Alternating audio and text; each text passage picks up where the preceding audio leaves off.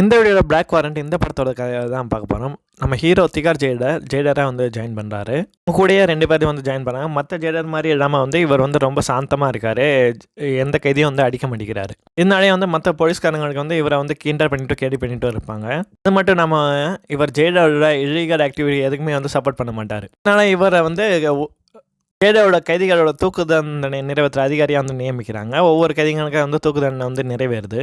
Hero அப்போ தான் நினைக்கிறாரு, இவங்கெல்லாம் தப்பு பண்ணாங்களா இல்லையான்னு சொல்லி நினைக்க இவங்களுக்கு போராட ஒரு வக்கீல் வேணும் அப்படின்னு சொல்லி நினைக்கிறாரு.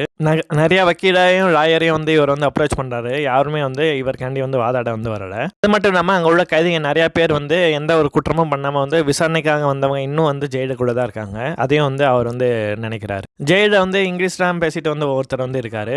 கைதி ட்ரெஸ் எல்லாம் போட மாட்டார். போலீஸ்காரங்க வந்து நிறையா காசு வந்து கொடுப்பாரு. அவர் ஒரு நாள் வந்து தப்பிச்சு போயிடுவார். இதோட இந்த பிளாக் வாரண்ட் எபிசோடு வந்து முடியுது. நன்றி.